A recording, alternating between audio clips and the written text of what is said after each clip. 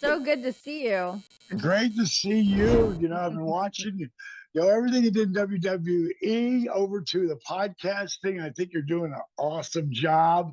I was touched that you reached out to me because I was gonna reach out to you. So it kind of worked out So perfect. here we are. No, I love that it worked out. It's so great. Obviously, I'm like a massive fan of yours, from your career in the ring to all of the amazing things that you have done and continue to do outside of the ring, even though you still dabble. I saw you out there. I see that you can still go out there. But no, I'm so glad that we were able to connect.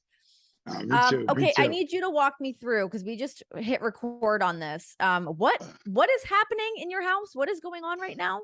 Well, first, I have to digress. About 4 years ago, I started doing hyperbaric chambers. Mm, One of the main reasons, because I went to Daniel Bryan when they told him you're done, too many concussions, too many dark spots on your brain. mhm. 3 years later, the guy's performing at the most elite level ever.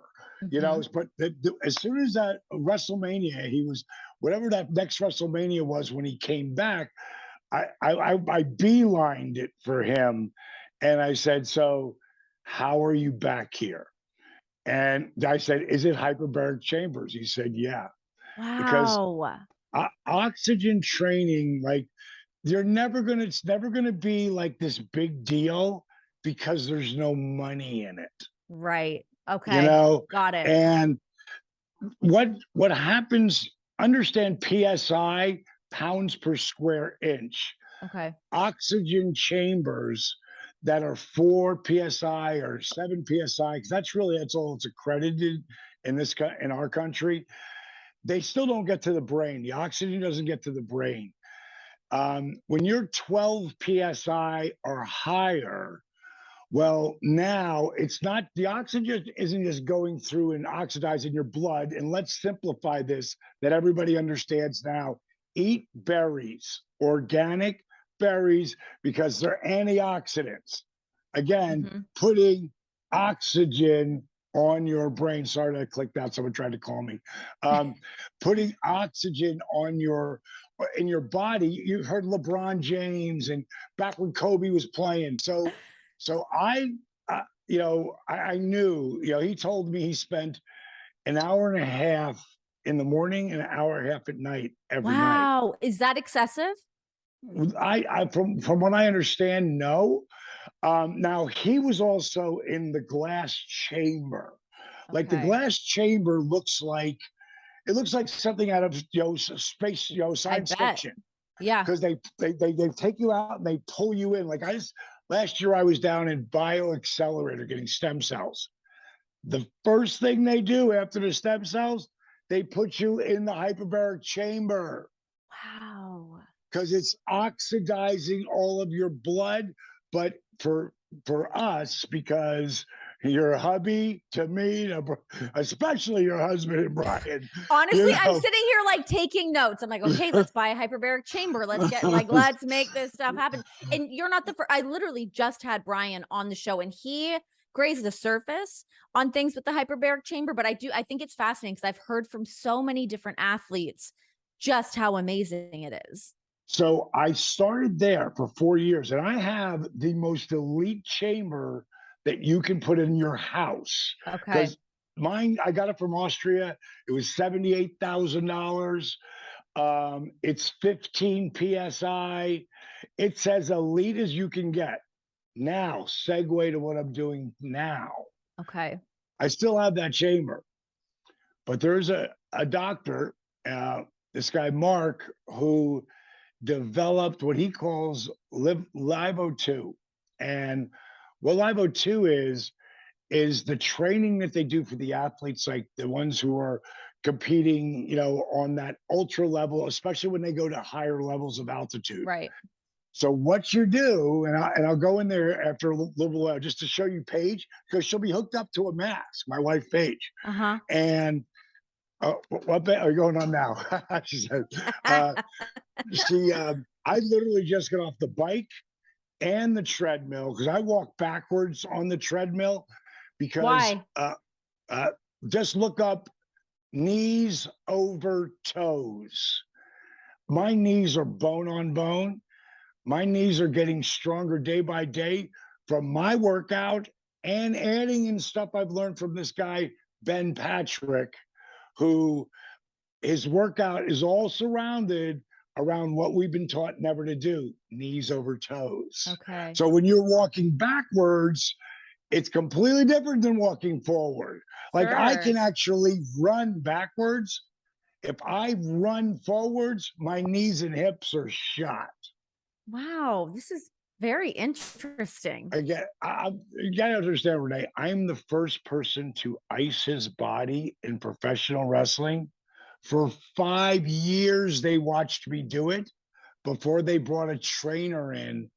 And then the trainer ices CM Punk or Uh-huh. ices any guy who gets like Yep. ISIS anti all the punishment. No one puts more punishment on themselves, but linemen in the NFL, friggin' steer riders, friggin' Oh yeah. cowboys, Oh God, yeah. and wrestlers. And Mm-hmm. we have more. If you go back to that WWE, that WCW schedule, Mm-hmm. that was insane. So again, oxygen. This I first person I ever heard was LeBron James doing it. It's like Yes. probably 12 I feel years like I ago. remember hearing about Kobe doing it as well. Like I think he was very big on that, doing the stem cell. I think. I don't know if I'm Yeah, reaching on that, but I remember him like traveling outside of the United States to get some stuff done. those guys just don't work in the ring. Mm-hmm. They work all like it's all rehab. How do you think LeBron's going to be the ultimate? LeBron may not ever be seen as Michael Jordan, but he's going to be the leading scorer of all time in the Mm-hmm. NBA. Yeah. And he spends $1 million on his body every day. So does Tom Brady. So does Yeah. every elite athlete who gets it, who's playing. How is Tom Brady doing it? Yeah. 90% of the things I'm doing. He's not doing DDP yoga, but he's doing some form of yoga. Yeah. Guarantee it. It's the food he eats. It's the hyperbaric chambers. It's all the stuff that he does to heal his body. So this live O2 thing, now this has been coming at me from 10 different ways over the last 4 years. And I'm like, I'm fine. I've got my hyperbaric chamber. Well, finally, it came at me from someone who I really respected. And I said, okay, come over here and do it with me. Okay. And when you get out of a hyperbaric chamber, you really don't feel anything. You feel like, oh, okay, if you're hungover, you'll feel better. Okay. That's one thing Good for to know. sure. Yeah. But if out of that, you just feel like, okay, I'm putting what we call doses in, like reps. Yeah. The more reps you use it as an athlete or just anything in life, guitar player, violinist, whatever, the more reps you put in, the better you get.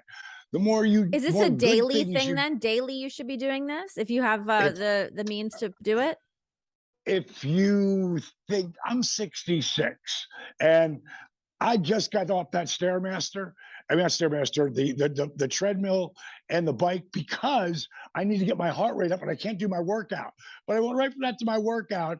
And at any point in time, I can stick my foot in your face or pull it over my head. Yeah. That's It's amazing. Good. Okay, but you couldn't move like that when you were like before you started doing your DDP yoga, right? could not. No, my mobility, when I blow my back out, let me just finish the live O2 Okay. thing. God, I have so many questions for you. Okay. The oxygen you're taking in, like what we're breathing right now, is 21% oxygen.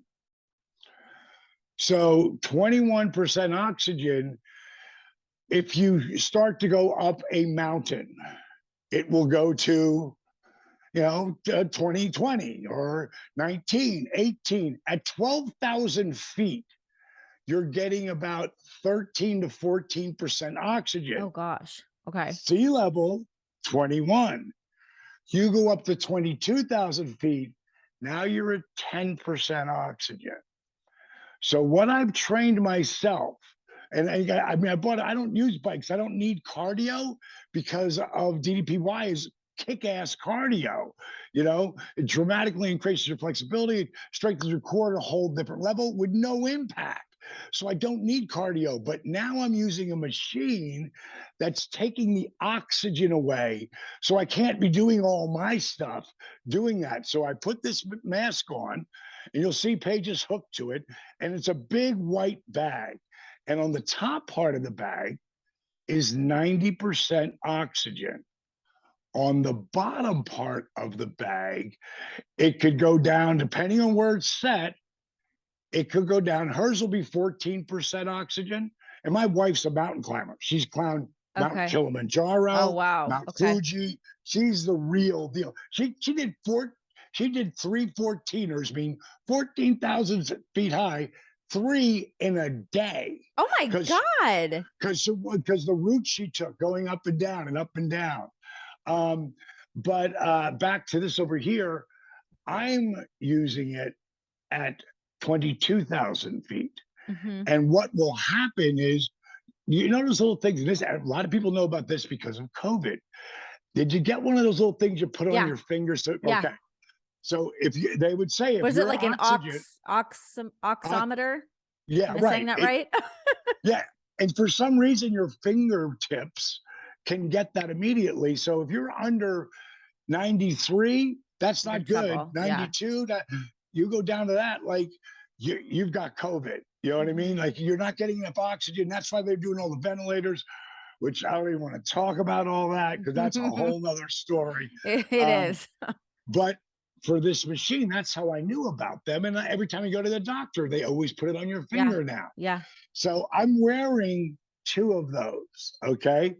And my oxygen, because I for 1 minute, I put on and I take it 90%. I'm already 97, 98, but now I'll be 99 or 100. Then I'm going to flip it down, and now I'm going to take the oxygen that's 10%. When I'm down there at that 10% level, now I start kicking it up, breathing only through my nose. The mask is completely and covers my face. The tube's coming out, and it's into the deprivation part of the oxygen. And breathing in and out through your nose is really challenging. Yeah. And so go back and forth. And I've had my oxygen levels today go as low as 42. How do what happens to your body during that? Don't you feel like you're gonna pass out? You do. You start to get to that spot. So maybe I'll come back to around 50s, but at that last 30 seconds, I'm going no matter what. Like a I'm literally madman. gulping for air right now while we're talking about this. I'm like, oh my So gosh. then I flick the switch, and boom, I am up on top of this again.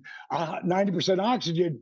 Now, like your body, it's like it's supercharged. So And is it so is the point of it is that you're depleting your body entirely to just get all fresh new oxygen in there? Is that the point? partial, but more Okay. than anything, it's the boost, it's the shove. Like, this gets to your brain, this Mm. gets everywhere. So all of a sudden, to me, I'll still use the hyperbaric chamber when I just want to have 100% oxygen and go down, 30, 40 feet below sea level because I'm reading or I want seclusion. Yeah. But when I want to work on my brain and my body, because this helps heal your body, this I think John needs one. I'll turn him on to the guy who came to my place. He came to Okay. my travels with all over the world. They get this my buddy David, and he travels all over, and he like he did it for me. Hey, when I did it here, it was me, Jake Roberts, my business partner. We call him the yoga doc, Dr. Craig Aaron, and Mark Merrow. Okay. Me, Jake, and yoga doc bought it on the spot. Okay. Like, Wow. no questions asked. It was like $7,000, no problem. This is Sure. my body, Renee. Yeah. Everything that I do, from DDPY to how I eat to the story I tell myself, is gearing me. I'm not preparing for 70. I'm 66 now. I'm not preparing for 70. 70 is going to be here tomorrow. I'm 100%. preparing for 80. 90, 100, Hell maybe yeah. 100 plus. Let's live But forever, for the love of God, please. but you don't want to live if you don't feel Of good. course, true. If your brain's not working, I don't want to be here. Yeah. I don't want to be here. Like I've had my brain scanned, CT'd, everything, and my brain, for a guy who's 66, is above normal right now. Good But if you for would have taken it, you. I wish I would have taken it 4 years ago Yeah. before I started this, because it wasn't. And I've knocked I'm not in any way proud of it at all, but I've knocked out quite a few guys, Sure. and I've been knocked out quite a few times. Mhm. Nobody wants to do that to each other, but Sure. shit happens. Yeah. You know, Yeah. let's just walk in there and Yeah, let I some want of to us. see this. I want to see this, and Yeah. then I'm gonna start firing a bunch of questions to you. Okay, hold on here. We're walking in. This is the our little workout area, the gym area. So we do a lot of our DDP yoga stuff in here. Yeah. This is my wife. She's in front of a volcano erupting. Wow. Oh, that's Crazy. awesome. Very This is cool. this is her Kilimanjaro. Yeah, she's a stud. She's a stud. She's getting it done. Okay. Okay, so this Renee shows that's Paige. Hi. And Not you'll to see intrude on your workout. she can't hear you. So right now her oxygen level is at 87. Okay. And she just flipped it down. Now this bag right here is filled with 90% oxygen, and the little bag down there, that is filled with like, in her scenario, like you can see that she's in the yellow. Okay. I was up here where it says danger. Of course you were. Of course you were. but it took time to get there. Yeah. It's like anything. So there she Wow. is. Thanks So for showing us. yeah, Okay, it's so oh I wait, want to know let me this. show you. This is one of those hyperbaric chambers That's I it. told you about, and this is the Mac Daddy. I just moved it into this room so I could do that. But that's looks like God, a I don't know if spaceship. I could get in that. I think I'd have a freak out. And that's what happens to people too. Not me, Yeah. but Yeah. in the beginning it did. In the beginning, Sure. but as soon as you realize what can go wrong, if I'm trapped in here, I've got 100% oxygen. Well, that's true. Yeah, at least there's that. Somebody could Yeah. flip me a bottle of water. That might help too.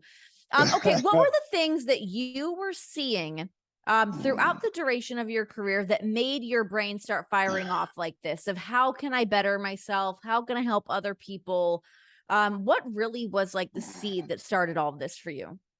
Really myself first. You guys got to remember, I tried wrestling when I was 23. It didn't work out. I had 3 matches. I sucked. I hurt my knee, and I got in the nightclub business, and that booze, the broads, and the party took me in a different spot. Right. But I came back to it as a manager and a color commentator, mainly because Jake the Snake Roberts came in my club and we just hit it off.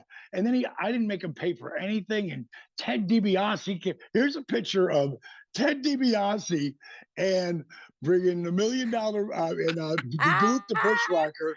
Oh He my put gosh. He put that picture up on his Facebook, saying DDP before he was DDP. Later Yeah. that night, me and Ted doing upside down. Oh my gosh. Look at that head of hair on you. Look at you go. Crazy. Love that. But starting as a wrestling manager and lucky enough to be getting that break, and then I went to Florida, and I'm still running my nightclub because the first 3.5 years I made nothing. It cost me money to be DDP. But once I got the opportunity to go to Florida Championship Wrestling, I met Dusty Rhodes, and the dream, man. He took me. This is one of my favorite pictures of me and him. We're at a Willie Nelson concert. Oh, that's great. That's 33 years ago. That's a great photo. I loved him so much. This later that night, he gets up and he's playing with Willie. Of course he was. Of course he was. He wouldn't get off the stage. He's up there for like 10 songs. Play September song, baby. Yeah, you know it, Dennis. So he we developed a real relationship, you know. And I tell people all the time, it's not about who you know, it's not about networking, it's about building real relationships. It's about, you know, who's willing to say they know you, who's willing to Yeah. pick up the phone, make a call for you, uh, put their name on the line for you. Dusty did that for me, like Hmm. over and over again. And that's why I was lucky enough to be where I am today. Without Dusty Rhodes, I don't feel there is a Diamond Dallas Page. Without Jake the Snake Roberts, there's Yeah. no three-time world champion. So at some point, they wouldn't let me manage anymore because the hair and the clothes and the bling and the dolls and the They're like, wraps. you're too loud. You're taking away Yeah, from the wrestlers. Let's I get was you too. in there. I was too over the top for professional wrestling. You know what? I think that's a compliment. Cheers. So at 35 and a half, Renee, I started training to be a wrestler. I had 7 months left of my contract. Dusty told me I was crazy. Everybody, because they liked me in the office. They Yeah. liked me doing color commentating. I was fourth string, but Dusty really liked me. And like I was learning so much about behind the scenes, but that's not where I wanted to be. Hmm. And so I started on that power plant, and day one, I was icing my knees and my back, and everybody thought I was crazy. I mean, I'm the first guy to do weekly deep muscle massage therapy, chiropractic, applied kinesiology. I am the first one by 20 plus years to even know what cold press organic juice was. Wow. You know, and I would tell everybody about it. I was just on the Where phone were with you learning about this from? Like, how did you have such an edge on everybody? I I I first of all, I was reading at a third grade level at the age of 30. Okay. And I had just dyslexic and you know ADD. Still have it today, but I'm much better reader today, writer, etc. But back then, I would ask a million questions, you know, Hmm. and I had a sixth sense, you know, of healing myself. Like because I mean, Michael P.S. Hayes, when I told Michael, you know, because I was managing the Freebirds, and those guys, those are, you know, Michael, he's like the biggest, these guys were the biggest ribbers of Yeah. Oh all God. Yeah. time. Him and Uh-huh. Jimmy Garvin, they, the day they heard that I lost, you know, my job as a manager, I'm not going to manage Scott Hall anymore, the Diamond Stud. I'm not going to manage the Freebirds. And they came towards me so empathetically. I couldn't believe it. They were like, "Listen, D, we're so sorry." They were so genuinely caring for, you know, me, you know, losing this position. And then I said, "Don't worry about it, guys. I'm good. I got 7 months left of my contract. I'm going to learn how to wrestle." They looked at each other and burst out laughing, Oh my like like gosh. Michael fell down laughing, you know, like it was like that was what everybody thought. Hmm. So the main thing I knew, because I was an athlete my whole life, I was an athlete, Yeah. you know, and I understand I'm willing to put the work in, not just to learn how to play basketball, to play basketball all the time. What can I do to rehab myself so I don't get injured? Yeah. And that's what I took into wrestling. I wasn't just there to learn how to wrestle or cut a better promo. I was there to, how do I keep going? I'm 35 and a half. An example of Jake the Snake Roberts, we're out one night and we're in a bar, you know, we're having some drinks, and he popped a pill in his mouth and chewed it up and swallowed it. I said, bro, did you just chew up a Percocet? Oh. Puh. Right, right. And he said, yeah. I go, why would you do that? They taste horrible. And he said, well, when you chew on something, it goes right to your brain. Mm.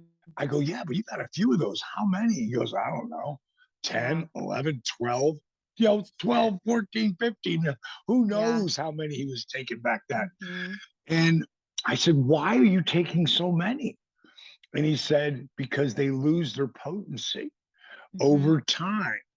So for me, it was like, man, I'm 36, 37 years old at the time. I'm like, I need those things to work. So Yeah. I only took them. I'm not ever going to say I never took them recreationally, but if I did, it was one. Um, but bottom line is I was not going to make that my crutch Mm-hmm. because I needed them to work. My Yeah. career didn't take off till I was 40, Yeah. So my whole run, when people go, "Oh my God, the run you had was between 40 and 46." That's like really, I mean, I know that, obviously everyone knows that and it's like a familiar story, but I think me being 36 now and thinking about that, like, I think a lot of people start to feel at a certain point like, oh, it's too late to start doing this new thing, or I'm already this one thing. How can I move in and do this other thing? I think it's like incredibly admirable to have started your in-ring career really at that point in time. Like, obviously not an easy thing to do. You've got the free birds laughing at you, you've got people doubting you. Right. Were you ever doubting yourself with this choice? We did a documentary about, of course, we did the resurrection of Jake the Snake. Have you ever gotten Hmm. a chance to see I that? have. Yep. Yeah, that's super powerful. We Yeah, did it another one is. called Relentless. And Relentless is from me blowing my back out to where we are today. Hmm. And you'll see points in this where, because Steve, who's my business partner, we had 18 years of film footage. So there's times where I really, doubt myself, and but I don't stay there long. Yeah. Like a great example, The Rock, who we're all so proud of him. I mean, he's the biggest star in the world.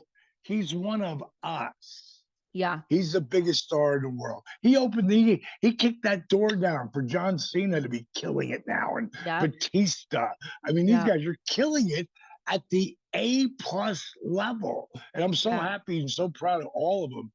But The Rock did a half-hour YouTube thing a couple years ago on depression, and how even The Rock gets depressed. You Hmm. know, Obama gets depressed, Donald Trump, Tom Brady, Oprah. Everyone goes down. Everyone second guesses themselves or doubts themselves. The people who make it are the people who say, okay, stop feeling sorry for yourself. How do we get to the next level? Yeah. Yeah. And Yep. you can't stay there. Like what I have found, Renee, in my life, and I've lived 5 lives. I mean, Yeah. really, God has really blessed me. But I have found that every time, and take death out of the equation, but everything that was the worst thing to happen to me, everything has been the best thing to happen to Isn't me. that always crazy when you're in that moment and you think you're rock bottom, you think there's no way I'm going to pull myself out of this, or things are going to get better and the tide's going to change. And then that's when new magical shit starts to happen. It's like after Yeah, a fire and the forest starts to regrow again. right. It really, but if you pull yourself down, I call it emotional gravity. Like nobody can pull you down more than you. Oh God. No Yeah. one, no one can stress you out. No one can worry you into a tailspin like you can. Yeah. I speak about this all the time. There, Cornell did a study, and they followed a large group of people for an extended period of time, and it was all about worrying, people's worries. And what they found out by this 2 year study that they did, 85% of the things we worry about never happen. That's, And it get yeah, that's crazy, but I get it. but it gets better. Of the 15% that was left over, 79% of those people whose worries came to fruition handled them way better than I ever thought they were going to. Hmm. And a lot of them said they were glad it happened because they learned something so important, Yeah. and that was going to help them, like life changing things. Hmm. So 97% of the things we worry about never happen. You see, I know that. I researched that. It's part of when I'm speaking. It's kind of like this bottle right here. If I hold it out here for 30 seconds, it's not a big deal. But if I hold it out longer and longer, my arm's going to begin to hurt. If I hold it out here for a day, my arm's going to get numb and feel paralyzed. That's what holding on to worrying about thing is. If you just think about it for a second or two, hey, it's not a big deal. But if you think about it longer, it starts to really affect you and bother Yeah. you and hurt you. And if you hold on to it for that day and it becomes worse the next day, you literally paralyze yourself. Like all you got to do is remember sometimes, put the bottle Put it down. down. Yeah. Put it down. Put the bottle there. Yeah. Okay, how the hell did you get so smart and so educated in so many different areas when moments ago you just said when you were 30 you had a 3rd grade reading level? How the hell do you overcome that to now be a man that's been able to obtain all of this knowledge? You're speaking to other people, you're like working in all these different areas of health and helping so many other people. How did you overcome that? Um, I just being a people person, a nightclub guy, um, I could adapt. Muhammad Ali was dyslexic. Jay Leno is dyslexic. Tom Cruise is dyslexic. Somehow you find a way around it. For me, at some point, like I couldn't like read Tony Robbins' books, but I could listen to those 20 cassette tapes he used to have. Yeah. And there was a lot of things that he said that I still apply today. I Mhm. learned I learned a lot from listening. And at one point, I made a decision I was going to learn how to read proficiently. And when I made that decision, I was 31 at the time, and I knew I wanted, even though I was in the nightclub business, wrestling was not a part of it yet.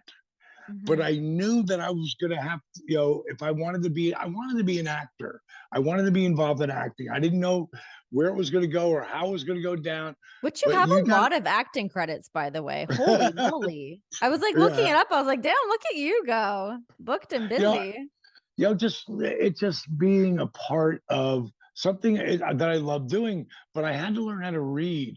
So I'll never forget my first ex-wife, who is best friends with me today.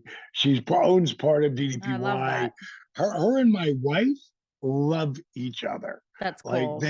there's a picture at our wedding, Paige and mine's wedding, and she's there with Aaron, who I love like a brother. Uh, and they're both crying, and Paige is thanking Kimberly for raising me. You know, uh, That's funny. but she's she's a Mensa. She's got Mm, 151 IQ. She graduated with her degree, her master's degree from Northwestern at 21. wow. Um, so one day she said something to me. We were going to the movies or something. She goes, "Look, read whatever, blah blah blah." And at that point, I was like practicing trying to read out loud. And when I was trying to read it, she goes, "Stop screwing around and read it." I go, "I'm trying." And she's the one who said to me, "Oh my God, you're dyslexic." I go, "What's that?" Wow. Wow. You know. And when we went to LA, I'd run into a friend of mine surfing, and we just went to lunch and we just started talking about just life in general. And at some point, I said something about dyslexia. He goes, "So am I." He goes, "You've got to go to the Eris Learning Center." Now, I'm 48 at the time. He said, I got to go to Eris Learning Center. There's this woman, Rose. If she's there, you want her. When he was with her 5 years earlier, she was 81. And Okay. the Eris Learning Centers in Culver City, California, it's in one of the suburbs of LA. It's, right off the beach. Mm-hmm. And they teach kids and adults with learning disabilities. So I went to see her. She was 86, still working there. Oh my She, gosh. Good for she her. every Monday I would be home if I went away for the weekend or something. And every Friday I'd leave. So every Monday and Thursday, I went there for 6 months. She said by the second month, she said, I took home more homework than anyone she had ever seen before. And you have to understand, I've never done homework. Right. I got other people to do it for me, Mm-hmm. or took the F and skated through school. How? Because teachers like me, and I would be involved when it was verbal. When it came to reading as a little kid, just trying to read, and you know how brutal little kids are, Oh my God, the and worst. they're laughing at you. I just would hit the kid in front of me before it was my turn to get sent to the principal's office. That was one of my ways out of That's a it. tactic. Yeah. Right. Or I can't see the board. I can't see it. I can't. I get headaches. Uh-huh. Whatever you make up to get around it. But I'll tell you what, it made me incredibly. I also was a broken family, so I bounced around from one family to another. Yeah, you Those were raised by things your dad for a while, right? for a little while. I Yeah. wouldn't call it. I wouldn't call it raised. I would say, You were hanging around with them. yeah, I was hanging out with him when he was, occasionally when he would be back at the house. I was Mm-hmm. with aunts and uncles and you know family members, and yeah, I bounced around like a pinball. I'm not bitter about any of that stuff because Mm-hmm. when I look back at it, I am the most adaptable human being alive. I literally, and I talk about this, I can be with a CEO of a Fortune 500 company one day, or I could be riding motorcycles with Chuck Zito the next. Yeah. And Chuck was, as you know, he was the president of the New York chapter Hells Angels for 25 years. And he's a good friend of mine. He's a Yeah. good friend of mine. But it doesn't matter. Just I take things as they come and I don't hold. Something I learned very long time ago. Like some of my friends who are really close to me, like, how can you forgive that person? How can you forgive them? And I never really, I said, because I'm not holding on to that. I'm just not holding, it's the same. Sometimes you got to put the bottle down, Yeah. Yeah. but, but I heard this and it became mine as soon as I heard that. Holding on to anger, holding on to like hatred or just disliking someone so much or whatever the thing is you're holding on to, it's like you swallowing poison and expecting the other person to die. Yes. I love that phrase. It's so true. Yeah. I've seen that whether it was on an Instagram post or someone's t-shirt or whatever. And I was like, oh, that's a good one. Write You know, that you one know, down. you know what I loved? Jake and I do our podcast, DDP Snake Pit, and when I first, if you look at that first scene of me seeing Jake for the first time in a many years, Uh, and he's in this little hovel of a house, and yeah. he's 300 pounds, and he can't barely walk around, and can't get up or sit down, and talking to him, and the shit that came out of his mouth, like me and Steve, who's probably the hardest working, smartest human being I know. That's my business partner, Steve. Uh, he said, "So what do you think?" Because he was filming everything, and I said, "I don't think I will ever be able to have a real conversation with my brother again. I don't think I'm ever going to be able to do it." And Yeah. then once he got sober, and on the way there, it was still bad. It got to a point on the way to getting sober, Mm-hmm. he would just say things and like around like one of my daughters or something, and I'd look at him, I go, yo, Jake, whatever you're thinking of saying, Don't. like just something, no, say the opposite. Oh, okay. Say the opposite, you Okay. know? And the bottom line is once he got sober, and he fell a couple of times those first 2 years, but it was like Mm-hmm. just for a day. but the last 6 years, he has been stone cold sober. It's amazing to me. And he heard me say that somewhere in the podcast early on. And then a couple of podcasts ago, he said that exact quote about holding on to anger. And then he Yeah. said, it's like swallowing poison, expect the other person to die. And I thought, oh my God, that's amazing. Yeah. Yeah. You know, Never know whose that's ears are amazing. open and like hearing those things. I mean, yeah, for anyone that's not been able to watch that documentary, I mean, I feel like that really kind of sums up to the biggest degree of what you do, of being able to help people, from helping Jake Roberts to helping Big Cass. He was living at your house for a while. You helped him big time when he was going through. We talked about that. I had him on the podcast a while ago. To even having on Paul Walter Hauser. I talked to him when he was spending some time with you as well. Where did that all start for you, from really wanting to extend that olive branch to so many people, to bring them literally into your own house to help people out? Well, I got to give the credit to Steve Yu. You know, Steve is Cornell graduate, was recruited by IBM. He'd probably be running IBM right now if he would have stayed. And he left probably 20 years, after he was there for 8 years. He left because it's not what he wanted to do. He wanted to inspire people.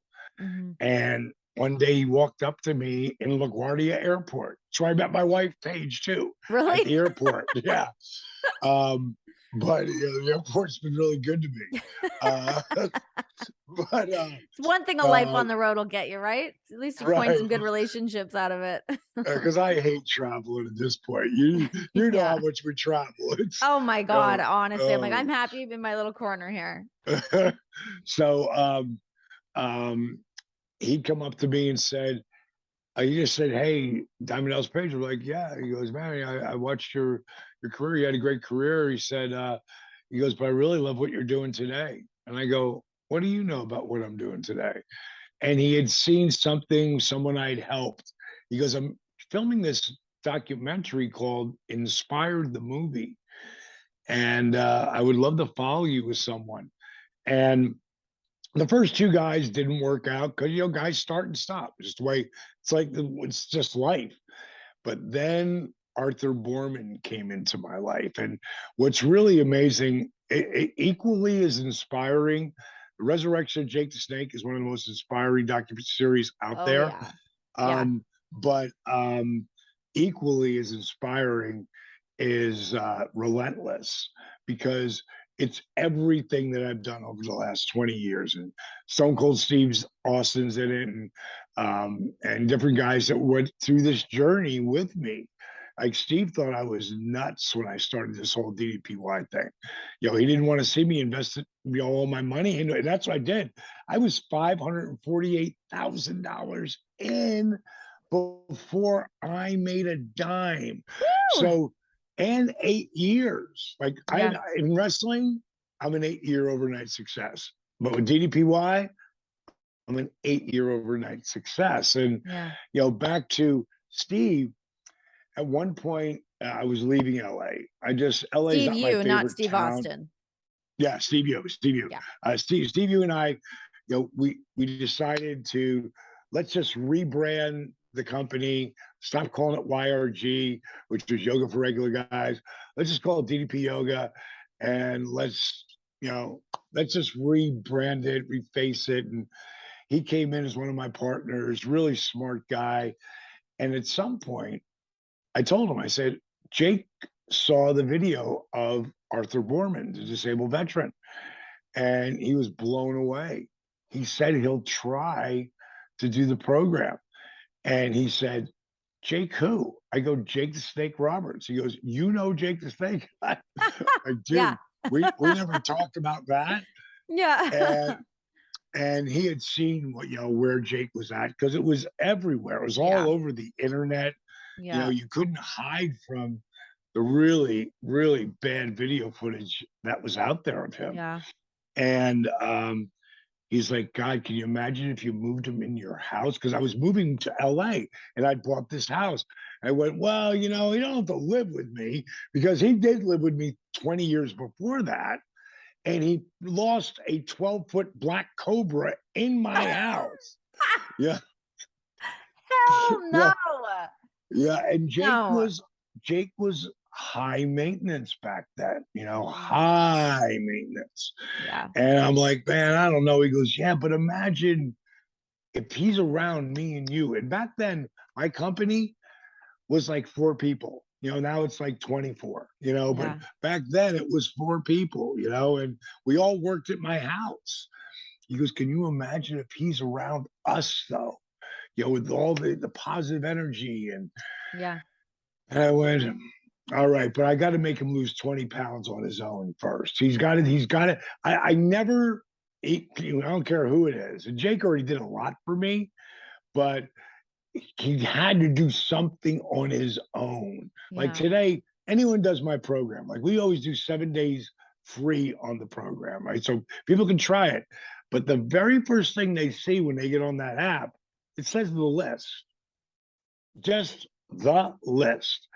If you do everything on that list, and none of it's physical, it's educating your brain. It's rebooting your brain. Like the first thing, number one, what is your why? Like, why are you even here? Yeah. Like, what pulled you? And I've had people tell me, you know, like I call people every day, Renee. And I called 7 people yesterday and talked to 3 of them who got the program. They're like, you're Hmm. calling me? like, Checking like, up. Ring, I just ring. I'll just literally call them and say thanks for getting the program.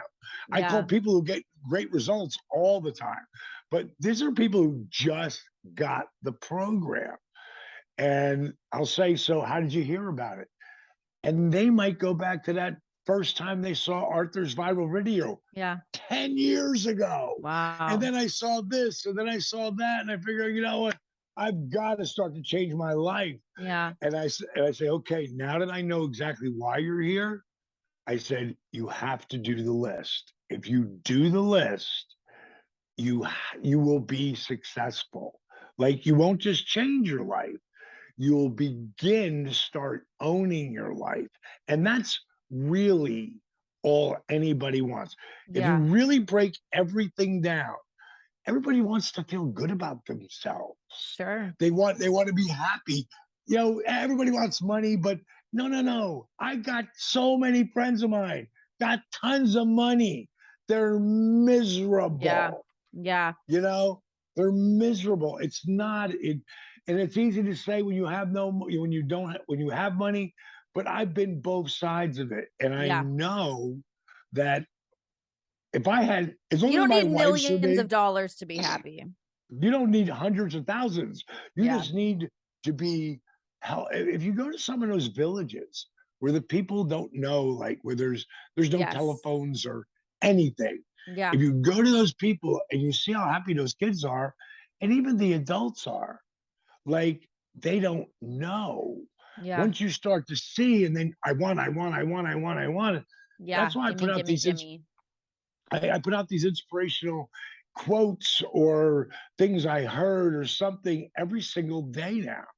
You know, and it's just to just if you start your day with, if you pull up my Facebook or my Instagram or any of them, and Yeah. they're all different ones, you know, that are things that inspired me. Sometimes I'll take someone exactly what they said because I thought it was so strong, Hmm. you know, and a lot of times but most times I'll make it my own, you It's know. so cool. No, I love that. I mean, I love everything you do, and there's so much authenticity behind everything you do that it just feels like it's such a natural connection, I think, for other people to want to be a part of it. Doesn't feel gimmicky. It doesn't feel like you're trying to sell somebody on something. I mean, the proof is in the pudding when you see all of these videos and see all these things that you've been able to do. It's very, Thank you. very cool. Yeah, I love it. Thank you. Another thing, Wait, go I ahead. want to grab something. I want to grab something real quick. One Sure. of my favorite things in the world. Do you know? Everybody knows who Josh Brolin is, right? The Yeah, actor. of Okay. course. So Goonies. So I yeah, mean, right. amongst other God, things, but American Gangster, freaking. I mean, I know you could he's rattle up all probably these and I'm like, oh, the Goonies, of course. yeah, but you know what? So many things that guy's done. Oh my gosh, And he's amazing. when we did the resurrection of Jake the Snake, the guy who came in as one of our executive producers is a guy named Chris Bell. And Chris Bell did Bigger, Stronger, Faster. Hmm. He did a lot of, he's done a lot of cool documentaries. Well, him and Josh are friends. So gave him Josh Brolin Jake's documentary to take a look at it and see what he thought. And he sent him this text, and I've kept it forever. And what's crazy is I lost it for like 5 years. I couldn't find it. And I was telling one of my friends about it. And, I said, I'm just going to look one more time. Because I mean, I've looked for it 100 times in my notes. It's never Yeah. been there. And I said, God, please, please, please, please, please make it be here. And it was. I was like, You oh my conjured it, God, you it's summoned here. it. It's Yes. come. God sent it to me again. So he writes, Chris, just watched the documentary and I'm in stunned silence. A, Wow. ha- a happy ending. And then he put in parentheses, because he's an addict as well. Yeah. Or at least until now, question mark. Wow, DDP, what an amazing guy, a real man. Thank you so much for turning me on to that. A great story of hope and love and real compassion. I needed to see that. Wow. That's so amazing. That's so cool. You Forget never every know who's ever. watching things and seeing things. It's really incredible. I love that. Very, very cool. Another thing that I wanted to talk to you about before I let you go, Ric Flair's last match. You were there. You got to be on hand for that. I saw you from a very far distance in Nashville. What did you think? What did you think of the entire event? Well, I thought it was a great event for guy because Rick had the greatest send off ever I when he know. left the I WWE. know. But you know what? He's Ric Flair, and Rick actually called me when and asked me if I would be in the match with him, do like a 6-man, Okay. and I'm like, at first he said, "D, how old are you?" I go 66. He goes, I've seen you. You're in great shape. He goes, I'd really love to have you be in this match. I go, Rick, I can't do it, man. I feel so good. I can't take a chance of hurting myself. He goes, Yeah. I feel great. I go, you're not from this planet, and that's what he talked me into doing the roast. And I'll tell you, I would only do it for him. And I'm not a roast guy. I'm not a Yeah, yeah. I came up with some things. Some friends of mine, Paul Walter Hauser was Yeah. one of them who wrote me. He's Who's great. one of the great. Oh, he's such a I great love human that guy. being. He's awesome. His new Oh, show, Blackbird, by the way, on Apple Plus, if oh, you guys aren't watching it, is very, very good. he's so believable in it. If I The didn't guy's got to know win him, an Oscar at some point. Like no, everything I he see him will. in, he is just like breathtaking. Did you see him in Cruella? I did. I Oh my did. god, Yeah, I they know. he had to audition for that because they didn't believe he could do the Cockney accent. They were like, "You're perfect." Like, Yeah. this cat spent not 8 weeks with me to lose 40 pounds He was for that. telling me. It Yep. was amazing. We've got to know each other. We talk all the time, but He's a he wrote cool me guy. one or two of the jokes. But I had to be, yeah. I was written stuff that I'm like, I'm not saying that about Rick. You know, me and Rick, we had conflict in our careers, and Mhm. I was just trying to get his respect, But bottom line is we did it, and there was times where we said about shit about each other and back and forth, and I right after I saw the big balloon drop, 14 years ago, I'm like, God, I love Ric Flair too, and Yeah. the next weekend, we were both at a signing in Jersey. And when he walked in, I was like, Rick, can I talk to you for a sec? He's like, sure, Diamond. And we walked over to the corner and I said, listen, man, I know we've had heat over the years. He goes, Diamond, water under the bridge. Don't worry about that. I go, Rick, I'm not worried about it. I truly want to fix it. I Yeah. said, I don't know how it started. I don't care. I mean, I know you've said some stuff. I've said some stuff. I don't care. I said, I would so much rather like start all over again. I go, I'm Diamond Dallas Page. And I put my hand out and he popped. He grabbed my hand. He hugged me, kissed me on the forehead. God bless you, my son. And, felt like I was anointed, by the Yeah. Pope, which I kind of was. And Sir I tell you what, DDP. and Rick was so cool. And we over those next few years. And when I went in the Hall of Fame, he flew me home in his Learjet. When he found out it was my birthday, he took me out to dinner, wined me, dined me, and sent me home in a limousine. I mean, that's Ric Flair, but that was the greatest ending Mm-hmm. to a Hall of Fame week you could possibly That's pretty have. great. It Yeah, was that's pretty pretty amazing. spectacular. While we're going down memory road here, I thought it would be cool to close out with maybe a memory that you have with Scott Hall. I mean, something you got to obviously spend so much time with. Oh gosh. I'm sure you have millions of stories, but yeah, maybe just talk about Scott Hall for a little bit. Well, coming in because I had Dusty. When Dusty brought me in as the manager, I'd worked for him in Florida Championship Wrestling. And then when he brought me into WCW, he just didn't bring me in as a manager and a color commentator. He put me in the office. So I'm there, and I never knew the heat I was getting from it. But Your you know, the, office. uh, I'm in the office, but from the people in the office, because he would ask me questions. What do you think, D? He would, D, what do you think about this? And I give my answers. Yeah. So I really kind of felt like I knew a lot, because of being in that spot. And then Scott Hall had called me.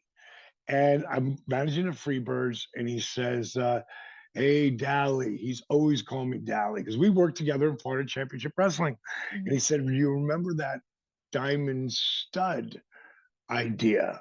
I said, yeah, of course I do. It was an idea I had for, a tag team. And he said, you wouldn't look like Andre the Giant with those tiny little free birds if you were standing next to 6'6", 295 pounds, a twisted steel and sex appeal. Yeah. And I went, wow, you're right. Let me call Magnum. So I call Magnum up. Magnum TA is Dusty's right hand man at the time.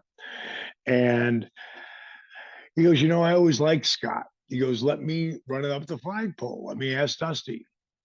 Well, he came back, called me back. He said, nah, they're not gonna look at him. And I go, but why, man? He's 295. He looks great. He's a handsome son. But he goes, he's been here twice, D. And what he had told Scott had told me before this was New York wouldn't return his phone calls, and neither would Atlanta. Yeah. And that's why he was coming to me. So I said to him, when he said, we've already seen it twice, and he didn't get over, I said, what if I could change his look?